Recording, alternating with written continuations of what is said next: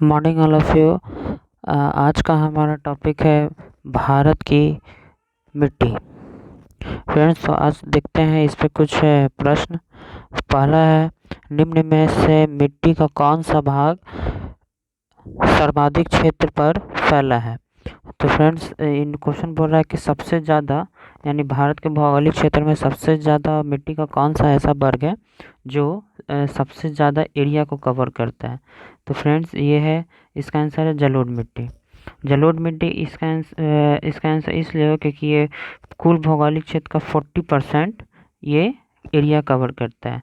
जलोढ़ मिट्टी सबसे उपजाऊ मिट्टी होता है। ये भारत के उत्तरी पूर्वी भागों में पाया जाता है। अब है सेकंड क्वेश्चन।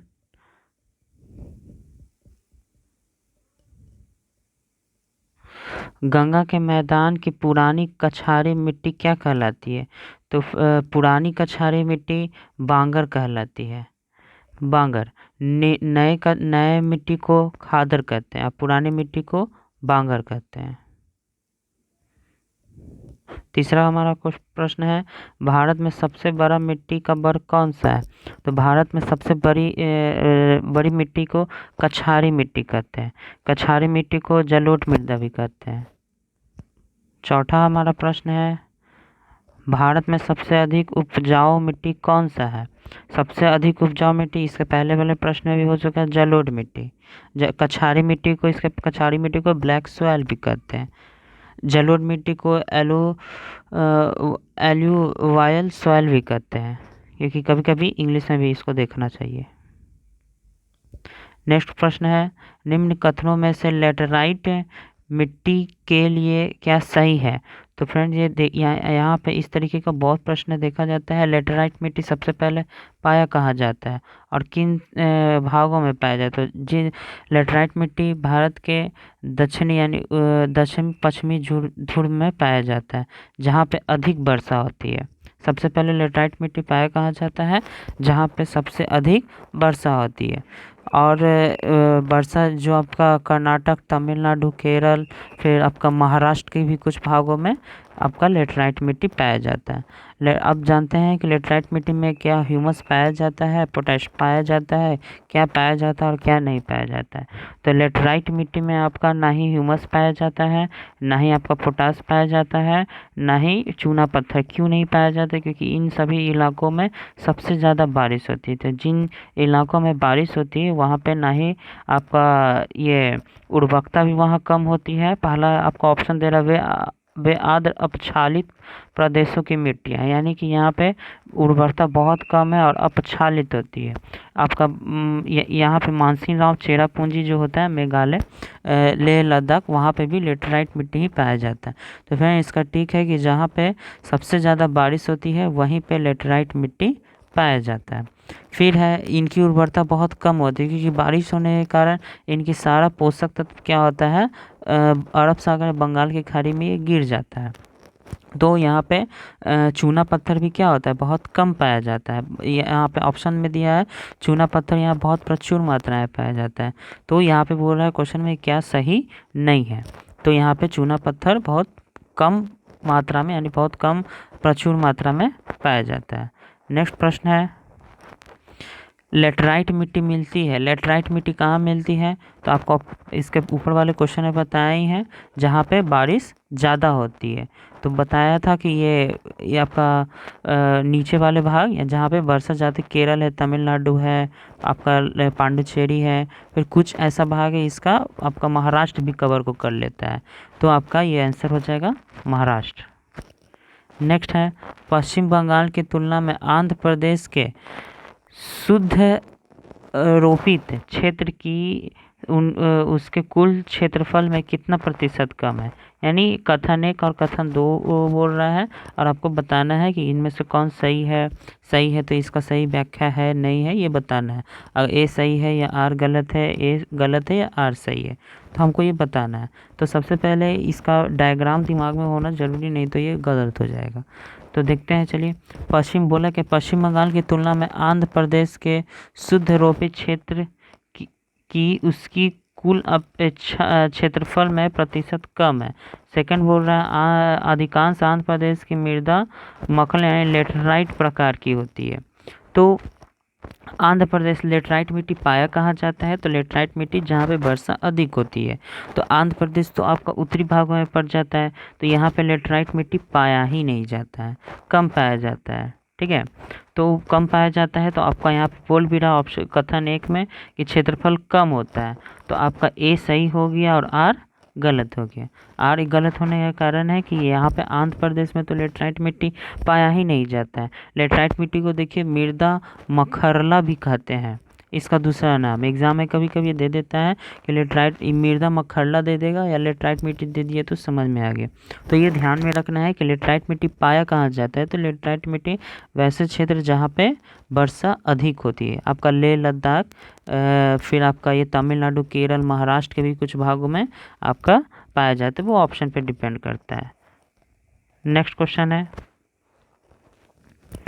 भारत की लेटराइट मिट्टी के बारे में बताना, यानी लेटराइट मिट्टी के बारे में बताना। वे लाल रंग के होते हैं, वे नाइट्रोजन और पोटास में समृद्ध होते हैं, उनका राजस्थान और उत्तर प्रदेश में अच्छा विकास हुआ है।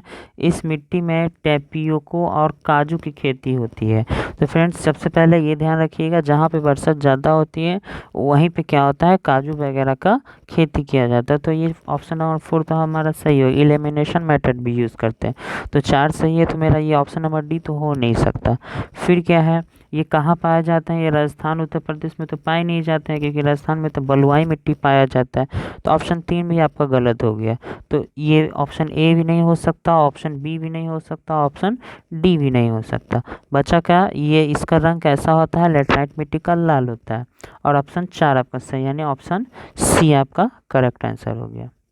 नेक्स्ट है आपका, निम्न कथनों में से कौन सा सही नहीं है? ये ध्यान देना है, क्या सही है और क्या सही नहीं है। तो यहाँ पे ऑप्शन पहले पढ़ते हैं, काली मिट्टी को स्थानीय भाषा में रेगुर मिट्टी कहा जाता है। सही बात है, काली मिट्टी को रेगुर मिट्टी भी कहते हैं। फिर है, क्रेब्स के अनुसार रेगुर मिट्टी अनिवार्य रूप से एक परिपक्व मिट्टी होती है। आगे देखते हैं ऑप्शन सी, काली मिट्टी की आर्द्रता नमी धारण करने की उच्च क्षमता होती है। ठीक है, काली मिट्टी हिमालय क्षेत्र में पाई जाती है। तो देखिए काली मिट्टी को रेगुर मिट्टी कहते हैं, एकदम सही है। ठीक है, सबसे पहले ये देखते हैं कि काली मिट्टी कहाँ पाया जाता है और कहाँ नहीं पाया जाता है, तभी ये क्वेश्चन आपसे कभी गलती नहीं होगा। तो काली मिट्टी आपका बैस यहाँ पे आपका पश्चिमी एरिया में पाया जाता है, यानी कि ये आपका महाराष्ट्र हो गया, गुजरात हो गया, हल्का राजस्थान हो गया, उत्तर प्रदेश के भी कुछ भागों में आते हैं। तो वैसे यहाँ पे यानी कि काली मिट्टी कहाँ पाया जाता है? पश्चिमी भागों में पाया जाता है। ये काली मिट्टी का दूसरा नाम रेगुर मिट्टी भी कहते हैं। इसमें ना ही आपका ह्यूमस पाया जाता है, ह्यूमस वगैरह इसमें नहीं पाया जाता है, ना ही चूना पत्थर पाया जाता है।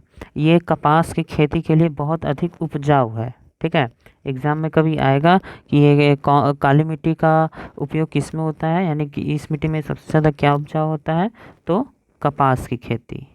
ठीक है, फिर है आपका कि ये हो गया, उसमें क्वेश्चन क्या बोल रहा है आपका, वो देख लीजिए।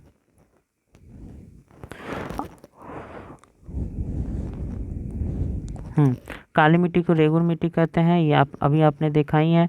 क्रेब्स के अनुसार रेगुर मिट्टी अनिवार्य रूप से परिपक्व पूरी, इसमें कि काली मिट्टी में एक और है, काली मिट्टी में बहुत अधिक जल शोधन की मात्रा होती है। ये बहुत तेज़ी से जल को एब्जॉर्ब करता है और वो अपने में रखे रहता है, यानी मिट्टी को जल को एब्जॉर्ब करके, क्योंकि ये फटता है बीच से, तो इसके अंदर पानी बहुत तेज़ी से ये ग्रहण करने की क्षमता, नमी होती है, यानी नमी। ऑप्शन आपका 3 ये देखिए, यहाँ पे बोल रहा है उच्च नमी धारण करने वाले। काली मिट्टी देखिए हिमालयी क्षेत्र में नहीं पाया जाता है। हिमालयी क्षेत्र में आपका क्या पाया जाता है? आपका राजस्थान और हिमालयन मिट्टी में ही आपका क्या होता है? बहुत अधिक मात्रा में ह्यूमस पोटास होता है। इसका याद करने का ट्रिक्स ये है कि ह्यूमस का मतलब क्या होता है? जो जीव सड़ गल जाते हैं, वो मरने से जो आपका पदार्थ बनता है उसे ह्यूमस कहते हैं। तो पहाड़ी इलाकों में ही क्या होता है? ह्यूमस पाया जाता है, यानी वहाँ की मिट्टी में। तो हिमालयन मिट्टी में तो हिमालयी मिट्टी में क्या है? वहाँ पे पहाड़ वगैरह ज़्यादा है, इसलिए वहाँ पे ह्यूमस आपका ज़्यादा मिलेगा। जैसे पर कुछ भागों में राजस्थान हो गया, फिर आपका ऊपरी भाग है हिमालय प्रदेश में। नेक्स्ट देखते हैं,